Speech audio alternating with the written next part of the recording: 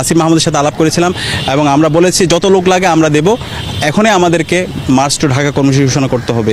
এবং সে আলোকে আসিফ মাহমুদ ঘোষণা করে পরশু নয় আগামীকালে মার্চ টু ঢাকা কর্মসূচি, এবং সে আলোকে মুক্তিকামী ছাত্র জনতা তারা ঢাকার অভিমুখে রওনা দেয়। যখন ইন্টারনেট চলে যায় তখন প্রথম সারির সমন্বয়কদেরকে আমরা রিচ করতে পারছিলাম না। এই সারা দেশের বিক্ষোভ কর্মসূচি এবং শহীদ মিনারের কর্মসূচি সফল করার পেছনে ইসলামী ছাত্র শিবির গুরুত্বপূর্ণ ভূমিকা পালন করেছে। সে প্রেস কনফারেন্সে আমি প্রথমবার মতো সামনে আসি। জুলাই আন্দোলনের 5 জুন থেকে 36 জুলাই পর্যন্ত নীতি নির্ধারণ এবং মাঠ পর্যায়ে সমন্বয়ের সাথে ইসলামী ছাত্র শিবির জড়িত ছিল। যখন ব্লকের কর্মসূচিগুলো শুরু হচ্ছিল তখন আমরা এখানে আন্দোলনের লজিস্টিক সাপোর্টগুলো দেওয়া, একই সাথে কর্মসূচি প্রণয়ন করা, এইগুলো নিয়ে আমরা প্রতিনিয়ত যারা প্রথম সারির সমন্বয়ক ছিল তাদের সাথে আলাপ করতাম।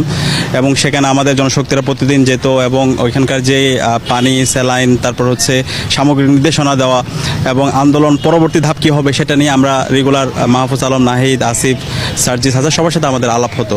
তো এইভাবে যখন আন্দোলন যাচ্ছিল, পরবর্তীতে আপনি জানেন আমাদের এই আন্দোলনটাকে হাসিনা রাজাকারের সাথে তুলনা করেছিল, এবং যখন এই রাজাকারের সাথে তুলনা করেছিল তখন আমরা সবাই প্রতিবাদ করলাম। আমরা সিদ্ধান্ত নিলাম এই ঢাকা বিশ্ববিদ্যালয় থেকে আমরা এটার প্রতিবাদে তুমি কি আমি কে রাজাকার স্লোগানে মিছিল বের করব, এবং সেদিন আপনারা দেখতে পেয়েছেন পুরো ঢাকা বিশ্ববিদ্যালয়ে RICL TMX, যুগের পর যুগ স্থাপনা থাকে মজবুত। তুমি কি আমি কে রাজাকার স্লোগানে মুখরিত হয়েছিল। এবং পরবর্তী দিন সেটার প্রতিবাদে ঢাকা বিশ্ববিদ্যালয়ের আমাদের রাজু ভাস্কর্যে ওইখানে কর্মসূচি দিয়েছিলাম। সেই কর্মসূচিতেও ইসলাম ছাত্র শিবিরের সর্বস্তরের জনশক্তিরা সম্পৃক্ত হয়েছিল, এবং সে কর্মসূচিতে ছাত্রলীগের সন্ত্রাসীরা বহিরাগত নিয়ে এসে ন্যাক্কারজনক হামলা চালায়। এবং এর প্রতিবাদে পরবর্তী দিন শহীদ মিনারে কর্মসূচি দেওয়া হয়, পাশাপাশি সারা দেশে বিক্ষোভ কর্মসূচি দেওয়া হয়। এই সারা দেশের বিক্ষোভ কর্মসূচি এবং শহীদ মিনারের কর্মসূচি সফল করার পেছনে ইসলামী ছাত্র শিবির গুরুত্বপূর্ণ ভূমিকা পালন করেছে। এবং আপনি জানেন যখন ঢাকা বিশ্ববিদ্যালয় ক্যাম্পাস বন্ধ হয়ে যায়, ক্যাম্পাস বন্ধ হওয়ার পরে আমরা আমাদের সারা দেশের দায়িত্বশীল বিশ্ববিদ্যালয়, মহানগর এবং প্রাইভেট বিশ্ববিদ্যালয় জনশক্তির সাথে মিটিং করেছিলাম। পরবর্তী দিন আমরা দেখতে পেয়েছি প্রাইভেট বিশ্ববিদ্যালয়ের শিক্ষার্থী ভাই বোনরা যেভাবে রাস্তায় নেমেছিল সেটা পুরো আন্দোলনটাকে নতুনভাবে পুনর্জীবিত করছিল। এবং এই সময় আমরা শুনতে পাচ্ছিলাম যে কোনো সময় ইন্টারনেট চলে যেতে পারে, কারফিউ জারি হতে পারে।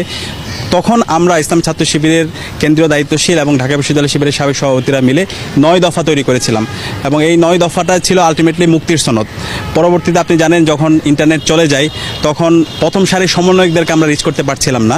তো তখন দ্বিতীয় সারির সমন্বয়কদেরকে আমরা যোগাযোগ করি, তাদের জন্য সেফ রুমে রাখার ব্যবস্থা করি, পাশাপাশি দেশীয় আন্তর্জাতিক অংশীজন যারা আছে তাদের সাথে আমরা আলাপ করি।